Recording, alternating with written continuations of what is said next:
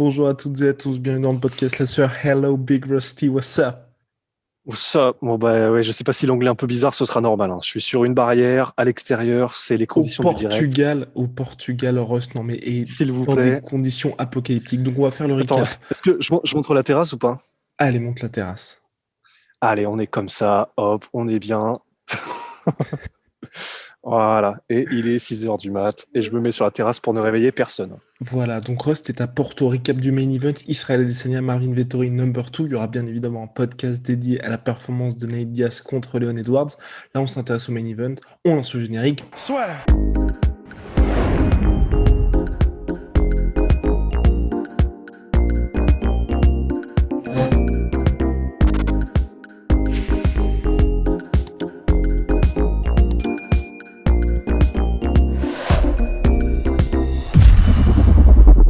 Voilà, donc Israël Adesanya en contrôle total, 50-45, 50-45, 50-45. On a même eu l'impression, en tout cas pour moi, qu'il n'a pas vraiment cherché en fait à finir Marvin Vettori.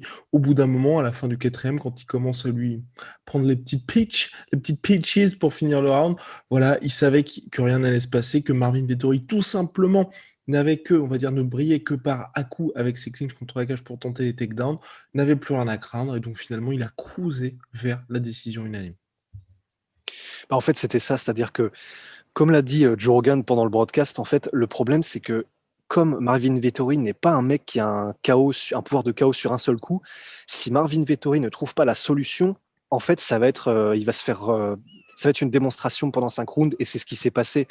Et c'est-à-dire que, et encore, tu vois, je trouve qu'à la limite, on devrait presque même pas dire qu'il a brillé par à coup, parce que finalement, il n'a jamais vraiment trouvé, je trouve, de solution à quoi que ce soit. Il y a eu au début où c'était pour moi une alerte, j'étais en mode, oh, tu sais, il a fait une Frankie Edgar ou une GSP, c'est selon, en chopant un low kick de Adesanya, j'étais en mode, oh putain, ok, on va peut-être avoir quelque chose, tu sais, des flashbacks de Blachowicz, etc.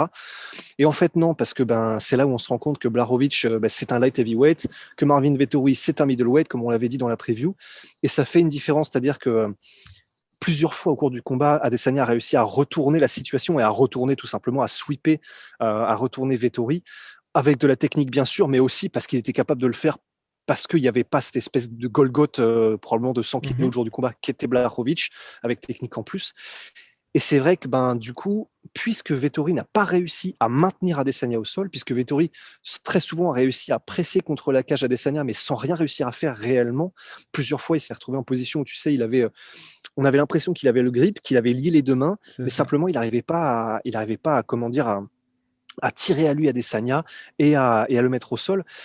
Et ce qui fait que du coup, à part ces moments-là, où c'était le plus proche, entre guillemets, finalement, Vettori, ça s'est joué debout. Il a touché par à coup de temps en temps parce qu'il a un rythme qui est un peu bizarre, un peu étrange.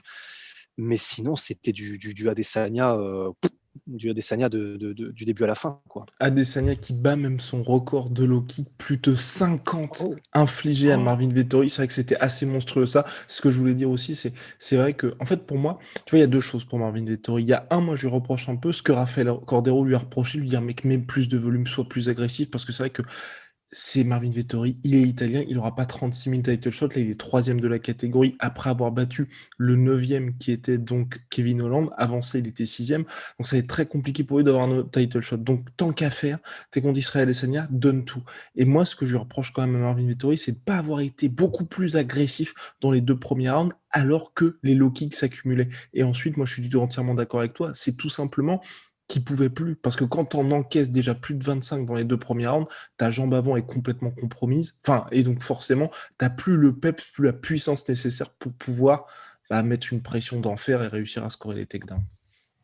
C'est vrai, mais pour la défense de Vettori, quand même, j'aurais tendance à dire que c'était vraiment un grand Adesanya, c'est-à-dire qu'il était vraiment, il était au sommet de son art, au niveau du travail en feinte, au niveau du travail dans la diversité des attaques, au niveau de j'avais pas souvenir, mais peut-être que c'est moi. Enfin, il a un espèce de, il a des coups qu'il a mis cette fois-ci à Adesanya. Je me souviens pas l'avoir vu mettre ces coups-là, et vraiment, c'était cool. Enfin, c'était, tu sais, les coups où vraiment il part de la hanche et il les met, tu sais, un peu en les lançant comme ça. Ouais, Et complètement. enfin, tu sais, je sais pas comment dire. Il en a Vraiment peut-être un truc abusé assez. aussi, j'ai trouvé. Il en a peut-être un peu Peut-être un petit peu, abusé. parce qu'en plus, il passait pas. Donc, Ouais, mais exactement. c'était intéressant, tu vois. Il était tellement en contrôle qu'il essayait, j'ai l'impression, de nouvelles choses. Et c'était voilà, c'était juste, c'était une maestria. Mais du coup, ce que je veux dire, c'est, je pense qu'il a peut-être, comment est-ce qu'on dit, hypnotisé peut-être un petit peu à Vettori, dans le sens, enfin, tu sais, pour un mec comme Vettori qui est pas un striker de métier, je pense que quand il a vu, bon, bah, que il n'arrivait pas à maintenir au sol Adesanya, qu'il n'arrivait pas à faire ce qu'il voulait en clinch, quand tu es face à un mec qui te bombarde en même temps des feintes, mais comment dire, également dans le sens en nombre égal de coups vraiment portés et avec une telle diversité, avec une telle précision dans le geste, avec une telle vivacité et avec des mouvements pareils, je pense qu'en fait, t'es comme une biche devant des phares, en fait. Donc, pour la défense de Vettori, je crois aussi que, ben, évidemment, c'est vrai, Cordero l'a dit, comme tu l'as dit, ben, il aurait fallu mettre plus de pression, avancer, être plus agressif. Mais je pense que quand, quand tu es face à cette version-là de Adesanya, Mhm. en fait, je pense que c'est très, très, très, très compliqué, en fait, de Alors, réussir à manœuvrer un gars comme ça. eh ben, mon cher Rust, on en a parlé avant le podcast. Et là, c'est là où je ne te rejoins pas. C'est que finalement, c'est vrai Oh, qu'Adesanya, Rust a dit, vous le savez, on va en faire d'ailleurs un t-shirt, c'est beau à en pleurer ce que faisait Israël Adesanya, mais, et c'est pas un petit mais, il n'a pas ce knockout power, il n'a pas de moment où, tu vois, on sent qu'il touchait vraiment Vettori. Donc moi, tu vois, là où je rejoins Rafael Cordero, c'est qu'au bout d'un moment, tu vois ce qui se passe au premier round, ok, ton gars se fait toucher, il y a eu cette bonne phase au sol, t'es là, oui, je sais pas si on en a parlé, mais il y a aussi le troisième round, où il tente l'arrière naked choke et là tout le monde a fait un peu ouh là là qu'est-ce qui se oui, passe, mais ouais, en dehors de grave. ça tu vois il a du succès au premier round, il se fait toucher mais tu vois qu'à aucun moment même quand il se fait bien toucher ton gars finalement se fait mettre KO ou est sonné, donc tu vois moi je Ouais. me dis autant y aller à fond en fait, autant y aller à fond parce que ok tu vas te prendre des coups mais tu vas pas te prendre des coups qui vont te compromettre d'une seule fois, donc c'est là en fait où et c'est là où, avec Rust, on Après, était aussi du côté, on se disait, effectivement, c'est le problème d'Israël Adesanya. Et là, ça commence à être un peu chaud quand il tombe sur des mecs particulièrement denses comme Blakovic ou comme Vettori. ouais, Le petit déficit de ouais. puissance commence à être problématique. Vous allez me dire, il a gagné une décision unanime claire et nette, mais quand même. En fait, c'est vrai que c'est cette impression qu'on a eue, et je me souviens qu'on échangeait des textes pendant le combat, c'est que, alors, je suis d'accord en fait sur le fait que ben, quand il voit, comment dire, à un moment donné, Vettori, qu'il ne se fait pas coucher ou quoi que ce soit, il pourrait mettre la pression, mais on peut voir aussi le truc dans l'autre sens, dans le sens, ben, c'est peut-être le moment où s'il avait mis la pression un peu plus en prenant plus de risques, Mmh. c'est là où Adesanya l'aurait chopé, tu vois. Du coup, perso, je sais pas si on peut lui en vouloir de ne pas avoir passé le pas, parce que justement, il aurait pu se prendre un petit crochet comme ça, que tu vois pas Boop. venir après un uppercut ou quoi, et hop, c'est fini, tu vois. Et littéralement avec Adesanya, ça peut être comme ça, puisque un peu à la manière, bon, les parallèles, c'est très, très vague, tu vois, mais c'est à la manière de Connor, dans le sens, c'est pas sa puissance qui fait les Mmh, KO, c'est sa complètement. précision et son timing. Et c'est un peu pareil à Adesanya. Donc tu peux pas vraiment risquer de prendre. Tu peux pas prendre trop de risques parce que de toute façon, ça peut te coûter en un quart de seconde, puisque le mec va te mettre un enchaînement de la foudre, tu vas être en mode, bon, bah, c'est terminé en Mmh. fait. Mais cela dit, je suis carrément d'accord avec toi, et comme on en parlait pendant le combat, en fait, à un moment donné, c'était magnifique. Tout ce que faisait Adesanya était magnifique, et Vettori donnait bien le change et il continuait, il n'arrêtait pas, etc. Mais en fait, c'est vrai qu'à un moment donné, on avait tous les deux l'impression que, bah, en fait, il avance plus le combat là. Enfin, c'était bizarre, tu vois, mais c'était en mode, ok, donc bon, bah, il place des coups, il est au-dessus Adesanya, Vettori avance, et voilà. Et Vettori continue d'avancer, continue de mettre des coups. Bon, il prend des low kicks, mais ça n'a pas l'air de l'empêcher trop de continuer à avancer. Adesanya continue de faire ses trucs sublimes, mais il ne met pas, il n'y a pas une sensation de graduellement, il est en train de mettre dans le dur de plus en plus. Il n'y avait pas cette notion d'évolution, en tout cas, Vettori.